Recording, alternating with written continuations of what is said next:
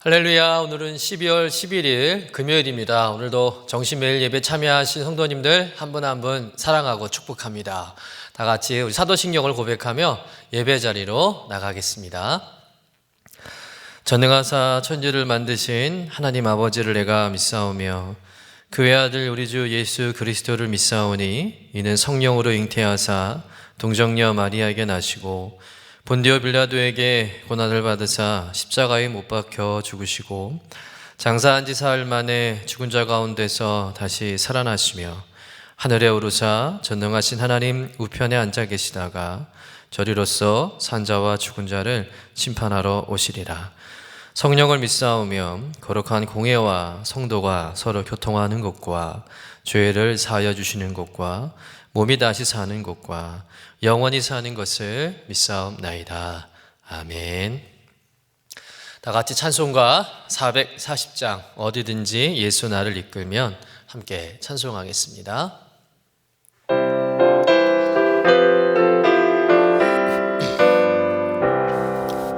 어디든지 예수 나를 이끌면 어디든지 예수 함께 가려네. 예수 함께 아니 가면 낙없고 예수님과 동행하면 겁없네. 어디를 가든지 겁낼 것 없네.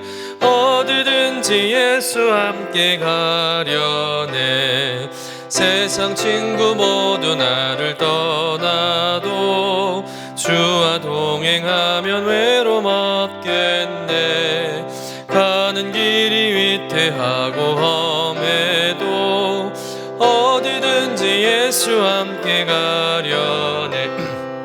어디를 가든지 겁낼 것 없네. 어디든지 예수 함께 가려네. 어두운 그늘 나를 애워쌀 때에 주가 함께 계심 믿고 자려네. 죽은 후에 천국에서 깨어나 예수 함께 길이 살리라. 어디를 가든지 겁낼 것 없네. 어디든지 예수 함께 가려네. 아멘. 다 같이 매일의 기도 함께 드리시겠습니다. 참 평강의 주님, 오늘도 새로운 하루를 주시고 복되게 하시니 감사합니다. 하늘에 속한 자 하나님의 자녀로서의 삶을 권세로 살게 하시며 오직 하나님의 말씀을 즐거워하며 따라 살게 하심을 감사드립니다. 다윗처럼 오직 우리 주님만을 내 앞에 모시고 오직 주님만이 우리의 전부이심을 고백하는 삶이 되게 하시고, 그러므로 인해 주님께서는 우리의 전부가 되어주심을 경험하고 누리는 삶이 되게 하옵소서. 우리의 가정과 교회를 위해 기도합니다. 일터를 위해 간구합니다. 나라와 민족들을 위해 주님의 은혜를 구합니다. 구원과 치료와 회복의 은혜를 내려주셔서 어그러진 모든 것들이 바로 세워지게 하시고 평화를 이루게 하옵소서. 이제 일상이 된 경건의 일과를 통해서 성령의 충만, 성도의 영화를 이루게 하옵소서. 주님 사랑합니다. 언제나 자기 눈동자와 같이 우리들을 사랑하시는 주 예수 그리스도의 이름으로 기도드립니다. 아멘. 오늘 우리에게 주시는 하나님의 말씀은 다니엘서 12장 1절부터 13절까지의 말씀입니다. 우리 함께 받들어 읽겠습니다. 그때 내 민족을 호위하는 큰 군주 미가엘이 일어날 것이요 또 환란이 있으리니 이는 개국 이래로 그때까지 없던 환란일 것이며 그때 내 백성 중에 책에 기록된 모든 자가 구원을 받을 것이라. 땅의 티끌 가운데서 자는 자 중에서 많은 사람이 깨어나 영생을 받는 자도 있겠고 수치를 당하여서 영원히 부끄러움을 당할 자도 있을 것이며 지혜 있는 자는 궁창의 빛과 같이 빛날 것이요 많은 사람을 옳은 대로 돌아오게 하는 자는 별과 같이 영원토록 빛나리라. 다니엘아, 마지막 때까지 이 말을 간수하고 이거를 봉함하라. 많은 사람이 빨리 왕래하며 지식이 더하리라. 나 다니엘이 본즉 다른 두 사람이 있어 하나는 강 이쪽 언덕에 섰고 하나는 강 저쪽 언덕에 섰더니 그 중에 하나가 세마포 옷을 입은 자 곧 강무리 쪽에 있는 자에게 이르되 이 놀라운 일의 끝이 어느 때까지이냐 하더라. 내가 들은즉 그 세마포 옷을 입고 강무리 쪽에 있는 자가 자기의 좌우 손을 들어 하늘을 향하여 영원히 살아계시는 이를 가리켜 맹세하여 이르되 반드시 한때 두때 반때를 지나서 성도의 권세가 다 깨지기까지이니 그렇게 되면 이 모든 일이 다 끝나리라 하더라. 내가 듣고도 깨닫지 못한지라 내가 이르되 내 주여 이 모든 일의 결국이 어떠하겠나이까 하니 그가 이르되 다니엘아 갈지어다. 이 말은 마지막 때까지 간수하고 봉함할 것임이니라.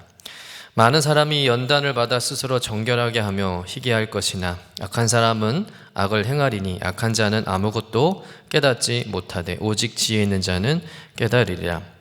매일 드리는 제사를 폐하며 멸망하게 할 가증한 것을 세울 때부터 1290일을 지낼 것이요 기다려서 1335일까지 이르는 그 사람은 복이 있으리라. 너는 가서 마지막을 기다리라. 이는 내가 평안히 쉬다가 끝날에는 내 몫을 누릴 것임이라. 이는 하나님의 말씀입니다. 아멘. 오늘 말씀은 이제 다니엘서 마지막 12장의 말씀입니다. 여러분 6장까지는 참 재밌었죠. 그러나 7장부터는 굉장히 어려웠을 텐데 다니엘서가 전하고자 하는 그 핵심적인 메시지를 우리가 잘 이해하면 됩니다. 오늘 이제 마지막 12장의 말씀은 이제 다니엘서의 마지막 결론에 해당하는 말씀인데 현재 다니엘은 앞에서 보았던 환상들로 인해서 굉장히 슬퍼하고 또 몸져 누워있는 상태입니다. 왜냐하면 자기 백성 이스라엘이 바벨론 포로로 끝나지 않고 앞으로 수세대 동안 참혹한 전쟁을 겪고 또 성전은 더러워지고 또 자기 백성 수천 수만 몇 명이 사륙을 당할 것이라는 것을 알게 되었기 때문입니다. 이런 상황에서는 누구라도 믿음이 흔들릴 수밖에 없죠. 왜 이 백성은 끊임없이 고난을 겪어야만 하는가라는 그 질문을 안 할 수가 없는 겁니다. 여러분 만약에 우리가 열심히 살아봤자 결국은 아픔이고 또 고난이고 절망이라면 여러분 살아갈 의욕이 있겠습니까? 힘이 있겠습니까? 여러분 신앙은 더욱 그러하다는 겁니다. 하나님을 믿어도 환난을 피할 수 없다면 굳이 우리가 계속해서 하나님을 믿고 섬길 이유가 있을까라는 의문을 가질 수밖에 없는 것이죠. 결국 이런 문제들로 인해서 교회 안의 사람들은 이 핍박이 다가오면 두 부류로 나누어집니다. 한 부류는 그런 핍박과 또 그런 환난, 고난을 통해서 더욱 단련을 받아서 더 거룩해지고 더 단단해지는 성도가 있는가 하면 그 고난과 환난을 견디지 못하고 그걸 참지 못하고 결국 하나님을 등지고 세상으로 가는 성도들도 있다는 것이죠. 그래서 이런 믿음은 끝까지 가봐야 아는 겁니다. 예수님께서도 이 말세, 이 마지막 때가 되면 그리스도를 믿는다는 이유로 인해서 많은 고난과 또 죽음, 또 많은 핍박을 당하게 될 터인데 그럼에도 끝까지 견디는 자만이 구원을 얻으리라 라는 말씀도 하셨다는 것이죠. 여러분 성도가 어떤 환난의 순간을 지난다 할지라도 믿음을 포기하지 않고 끝까지 견디라는 주님의 말씀입니다. 오늘 다니엘서의 마지막 주제도 같은 거예요. 이제 마지막 때가 되면 더 환난이 극심해지고 그로 인해서 믿음을 포기할 수밖에 없는 그런 상황에 맞닥뜨리게 될 것인데 그때 결코 믿음이 약해지거나 믿음을 잃지 말라는 겁니다. 끝까지 믿음의 길을 걸어가라는 것이죠. 신앙을 지켜내라는 겁니다. 왜냐하면 그런 자에게는 반드시 구원의 승리와 영광과 축복이 주어지기 때문이라는 것이죠. 우리 본문 1절 2절의 말씀을 우리 같이 한번 읽어보도록 하겠습니다. 시작. 그때 내 민족을 호위하는 큰 군주 미가엘이 일어날 것이요 또 환란이 있으리니 이는 개국 이래로 그때까지 없던 환란일 것이며 그때에 내 백성 중에 책에 기록된 모든 자가 구원을 받을 것이라. 땅의 티끌 가운데에서 자는 자 중에서 많은 사람이 깨어나 영생을 받는 자도 있겠고 수치를 당하여서 영원히 부끄러움을 당할 자도 있을 것이며. 자, 본문의 1절에 이 그때란 말은 언제를 말하는 것일까요? 1차적으로는 헬라 제국 중에 이스라엘에게 가장 큰 영향을 미쳤고 또 이스라엘을 가장 힘들게 했던 헬라 셀루쿠스 왕조의 안티오쿠스 에피파네스 왕에 의한 탄압의 때를 말한다고 볼 수 있습니다.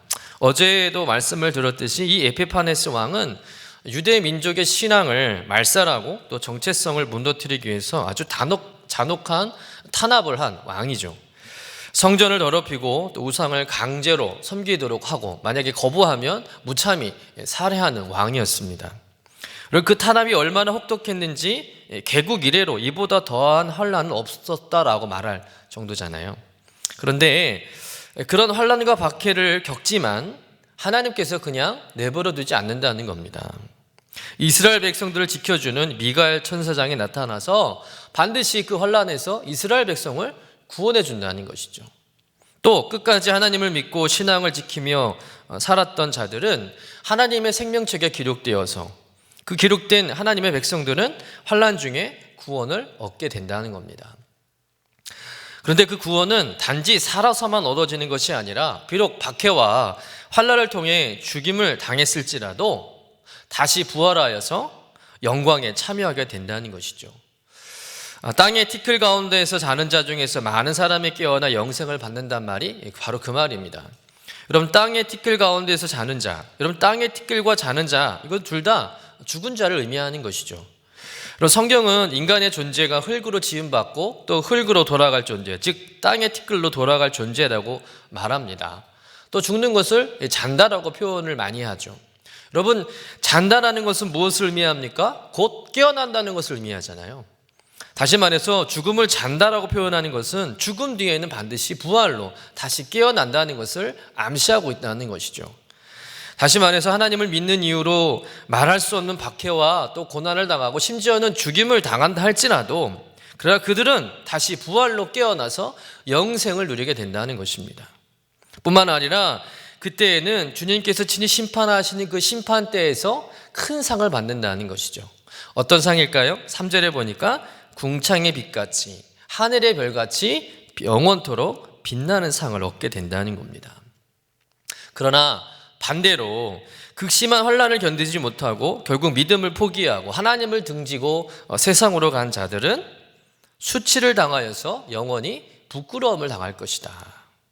즉 이들은 마지막 하나님의 심판을 받아서 영원한 부끄러움과 수치를 당한다. 즉 영원한 지옥의 형벌에 빠지게 된다는 것이죠. 그러면 그날은 언제 올까요? 우리 다니엘서 12장 11절부터 12절의 말씀을 같이 한번 읽어보도록 하겠습니다. 시작. 매일 드리는 제사를 폐하며 멸망하게 할 가증한 것을 세울 때부터 1290일을 지낼 것이요 기다려서 1335일까지 이르는 그 사람은 복이 있으리라.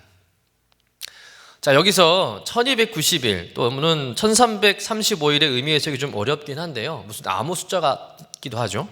근데 성서학자들은 이스라엘이 안티오쿠스 에피파네스 왕에게 핍박을 받는 3년간의 시간을 의미한다라고 보기도 하고요. 또 어떤 학자들은 예수님 재림 전에 7년 대환란의 기간을 의미한다라고 이렇게 해석은 하는데 영적으로 우리가 이걸 해석을 하면 1290일은 환란의 때를 말하는 것이고 1335일은 주님이 재림하실 때를 말한다라고 이렇게 해석하면 좋습니다.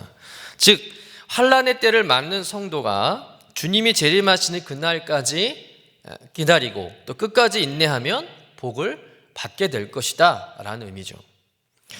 여러분, 이스라엘 백성들에게 주는 이 다니엘의 말세의 권면은 오늘 이 시대를 살아가는 우리들에게도 동일하게 주어지는 말씀이라는 거예요. 즉 그때라는 것은 우리에게는 우리 모두의 종말의 때라고 볼 수 있는 겁니다. 저와 여러분의 그 마지막 때 다 있잖아요. 이스라엘 백성들에게 개국 이래 가장 무섭고 견디기 힘든 환란이 닥쳐온 것처럼 여러분 우리 시대에도 그동안 겪어보지 못한 큰 환란과 고난을 우리가 겪게 된다는 거예요. 사실 지금 이제 코로나19 시대에 이제 겪는 교회의 어려움이 있는데 사실 그것은 핍박도 아니죠. 여러분 물론 예배에 간섭을 받긴 하지만 예수 믿는다고 감옥에 가거나 죽임을 당하는 일은 없잖아요. 여러분 이것도 우리가 극복하지 못하면 이보다 더한 박해와 핍박이나 또 환란이 오면 과연 우리가 이것을 감당할 수 있을까 좀 걱정이 되긴 합니다. 여러분 마지막 때가 되면 여러분 사단은 교회와 성도들에게 더욱 무섭게 탄압을 하고 또 박해를 가할 것입니다. 그러나 아무리 핍박이 심하다 해도 심지어 그 핍박으로 인해서 죽음을 당한다 할지라도 그것이 끝이 아니라는 거예요. 오늘 다니엘서 말씀처럼 끝까지 믿음을 지킨 성도들은 그 이름이 하나님의 생명책에 기록되어서 하나님께서 그 말세에 믿음의 성도들을 구원하시고 부활의 영광에 참여하게 하사 영생을 누리게 한다는 겁니다. 반대로 예수님을 믿지 않고 그래서 구원을 얻지 못한 자들, 또 성도였지만 결국 그 환난을 견디지 못하고 예수님을 부인하고 신앙을 버린 자들은 어떻게 됩니까? 그들 가운데 죽은 자들은 죽은 자대로, 또 살아있는 자들은 살아있는 자대로 또 다른 부활을 경험한다는 겁니다. 그러나 그들의 부활은 어떤 부활이라고요? 수치와 영원한 부끄러움이 되는 부활이라는 거예요. 그래서 예수님은 이 부활에 대해서 요한복음 5장 29절 이렇게 말씀하셨습니다. 선한을 행하는 자는 생명의 부활로, 악한 일을 행하는 자는 심판의 부활로 나오리라. 여러분, 부활이라고 해서 다 같은 부활이 아니라는 겁니다. 사랑하는 성도 여러분, 여러분 어떤 부활에 참여하고 싶습니까? 생명의 부활입니까? 아니면 심판의 부활입니까? 여러분, 그 경계는 우리가 살아가는 이 땅에서 결정된다는 거예요. 때문에 우리가 심판의 부활에 참여하는 그런 불행한 일을 당하지 않으려면 지금 이 땅에서 하나님이 원하시는 종말론적인 삶을 살아야 할 줄로 믿습니다. 그렇다면 하나님께서 원하시는 종말론적인 삶의 자세는 어떤 삶일까요? 첫째는 지혜로운 삶이라는 것이죠. 오늘 3절 말씀에 보면 지혜 있는 자는 궁창의 빛같이 빛날 것이라 말씀하는 것처럼 우리 이 땅 가운데 지혜로운 성도가 되어야 할 줄로 믿습니다. 또 10절의 말씀에 보니까 많은 사람이 연단을 받아 정결하게 하며 희귀할 것이나 악한 사람은 악을 행하리니 악한 자는 아무것도 깨닫지 못하되 오직 지혜 있는 자는 깨달으니라.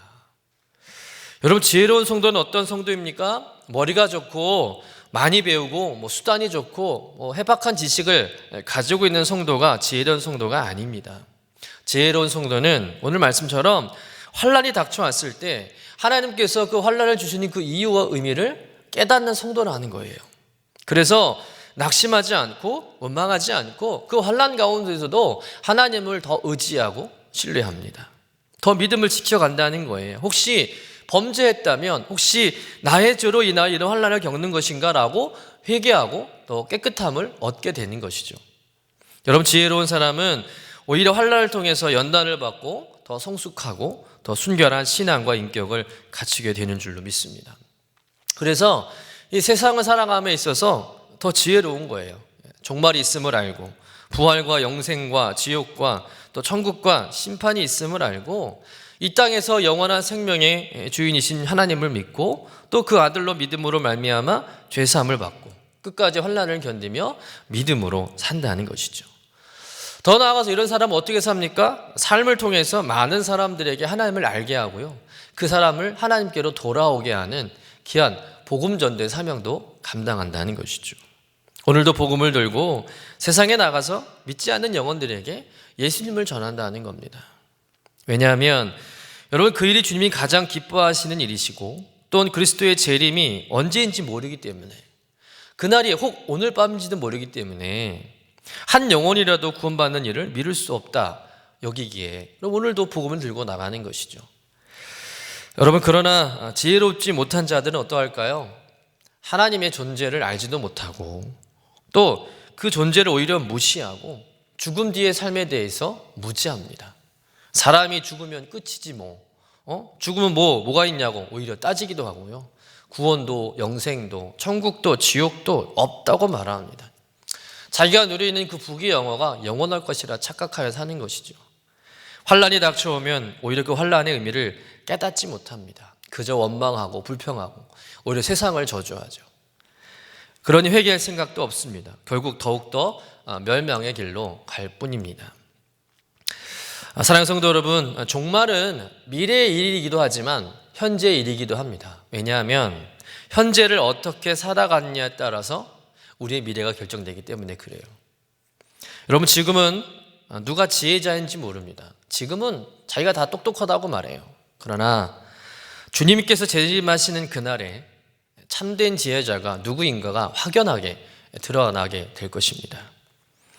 하나님은 아는 지혜로 또 반드시 종말과 심판의 때가 있음을 알고 믿지 않는 자들에게 복음을 전하며 또 그들이 하나님께 돌아올 수 있도록 오늘 지혜롭게 살아가는 성도님 되시기를 간절히 축원합니다. 두 번째는 일상을 성실하게 사는 것이죠. 여러분, 종말을 대하는 사람들의 두 가지 삶의 특징이 있는데 첫째는 무책임하게 사는 삶입니다. 우리 데살로니가 전후서의 말씀을 통해서 이제 잘못된 종말론에 빠진 성도들의 모습을 우리가 보았잖아요. 일터도 집도 막 가족도 버리고 그저 종말만 기다리며 무책임하게 또 성실하게 살지 않는 그 성도들을 우리가 보았습니다. 그들은 쾌락을 즐기고 자기가 원하는 대로 살아가죠. 그런 자들을 향해서 사도 바울은 주님이 다시 오시는 그날까지 열심히 일하고 또 땀 흘리고 성실하게 살라고 권면합니다. 그리고 하나님의 심판이 있을 거라 말씀하고 있죠. 즉 일상을 포기하지 말고 살라는 겁니다. 여러분, 반대로 하루하루를 더욱 소중히 여기고 살아가는 사람들이 있어요. 매 순간순간이 소중한 거예요. 여러분, 오늘이 만약 여러분 삶의 마지막 하루라면 오늘 하루를 여러분 어떻게 사시겠어요? 대충 되는 대로 막 사시겠습니까? 아마도 아침부터 눈코 뜰 새 없이 바쁠 겁니다. 이 땅에서 마지막으로 정리할 일, 또 마지막으로 만나야 할 사람, 또 가보고 싶은 곳, 먹고 싶은 것, 여러분 다 해봐야 하지 않겠어요? 보다 더 의미 있는 일들을 하면서 오늘 하루를 보내려고 하지 않을까요? 여러분, 그처럼 종말의 때가 되면 여러분 그 종말이 있음을 우리가 알고 그 종말이 먼 미래의 일이 아니라 오늘이 될 수 있음을 기억하고 내게 주어진 그 삶의 자리에서 묵묵히 최선을 다하며 일상을 살아가는 것이 하나님이 원하시는 종말론적인 성도의 삶이라는 것이죠. 오늘 다니엘서의 마지막 결론이 그렇습니다. 우리 13절 말씀 우리가 한번 같이 읽어보도록 하겠습니다. 너는 가서 마지막을 기다리라. 이는 내가 평안히 쉬다가 끝날 날에는 내 몫을 누릴 것임이라. 자, 이 말씀을 우리 현대의 성경으로 다시 한번 읽어보겠습니다. 시작. 다니엘아, 너는 끝까지 충실하여라. 너는 죽어 평안히 쉬다가 마지막 때에 부활하여 내 상을 받을 것이다. 여러분, 무슨 말씀이에요? 하나님께서 이 다니엘에게 하신 말씀은 너는 가서 일상에서 최선을 다하라 라는 말씀이에요. 너 원래 하던 일 열심히 하라는 겁니다. 다니엘은 어린 나이에 포로로 끌려와서 목숨을 걸고 신앙을 지켜왔어요. 그리고 지금 이렇게 90세가 다 되기까지 다니엘은 수많은 위험과 또 어려움과 고난을 당했습니다. 심지어는 사자굴까지 들어갔다 나왔잖아요. 그런데 이런 신실한 다니엘에게 주님께서 장래에 일어날 일들에 대한 놀라운 환상을 보여주셨습니다. 특히 다니엘은 마지막 때에 그런 무서운 환난과 핍박에 대한 말씀도 들었어요. 그렇다면 다니엘은 지금 무엇을 해야 할까요? 또 어떻게 해야 할까요? 여러분이라면, 여러분이 만약에 다니엘처럼 앞으로 일어날 일에 대한 이런 환상과 계시를 보게 되었다면 여러분들은 무엇을 하실 것 같습니까? 아마도 흥분과 불안을 잠재울 수 없을 것입니다. 가슴이 떨리고 초조해서 일이 손에 잡히지도 않고 뭘 해야 될지 그저 마냥 시간만 보낼 수밖에 없는 것이죠. 하던 일을 하지 못합니다. 예배도 집중하지 못할 것입니다. 그런데 오늘 주님께서는 다니엘에게 이 놀라운 계시를 보여주신 후에 뭐라고 말씀합니까? 이제 일상으로 돌아가서 지금까지 너희가 살아왔던 그대로 열심히 살라는 거예요. 그날이 있음을 분명히 알았으니까 하던 일 마저 잘하고 예배도 평상처럼 잘 드리고 일상을 잘 살아가라는 것이죠. 그러다가 다니엘, 내가 죽게 될 것이지만 그렇게 죽은 이후에 평안히 쉬다가 마지막 때에 부활하여 상을 받을 것이다 라고 이렇게 마지막으로 다니엘에게 권면하는 거죠. 여러분, 다니엘이 이 말씀을 듣고 얼마나 큰 위로와 소망을 얻었겠습니까? 여러분, 주님의 말씀의 요지는 마지막 심판의 때가 반드시 올 것이지만 그날이 언제일까? 그날에 주목하지 말고 그날이 있음을 믿고 주어진 일상에 주목하며 살라는 것입니다. 여러분, 우리가 혹여 환상을 보고 또 계시를 듣고 어떤 약속의 음성을 들었다면 또 그것을 믿는다면 아마도 흥분해서 이 사람 저 사람에게 떠벌리고 그렇게 정작 자신 아무것도 못하고 하루하루를 그냥 허망하게 시간을 보낼 수도 있을 거예요. 그러나 그렇게 사는 것이 옳은 모습이 아니라는 겁니다. 오히려 차분히 근신하며 조심스럽게 일상을 살아가는 것이 종말을 대비하는 성도의 건강한 모습이다라는 것이죠.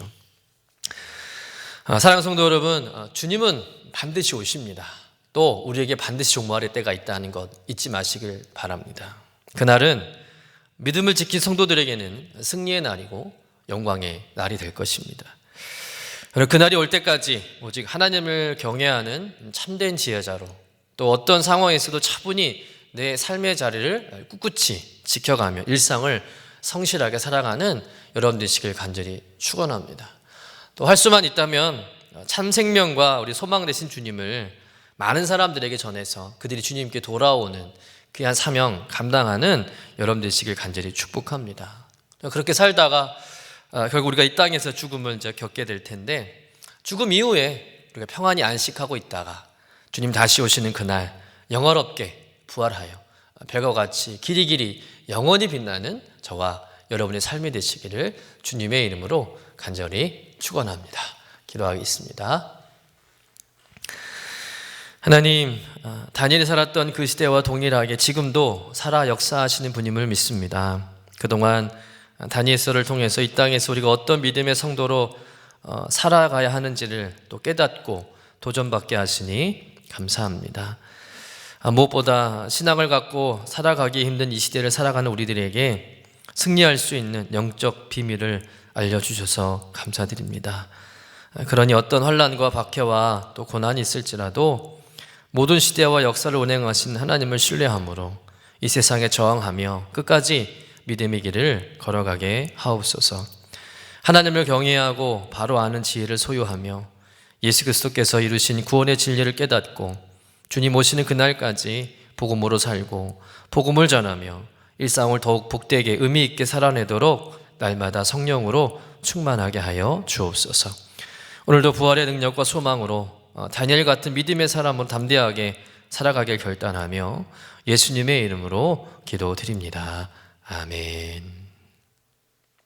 이제는 우리의 구세주가 되시며 대속자가 되시는 예수 그리스도의 구속의 은혜와 우리를 구원하시기 위하여 당신의 독생자를 십자가에 내어주신 아버지 하나님의 사랑하심과 항상 우리와 함께 계시며 우리로 하여금 하늘에 속한 자 하나님의 자녀로서의 삶을 권세로 살게 하시는 성령님의 교통하시는 은총이 오직 믿음으로 서기를 원합니다.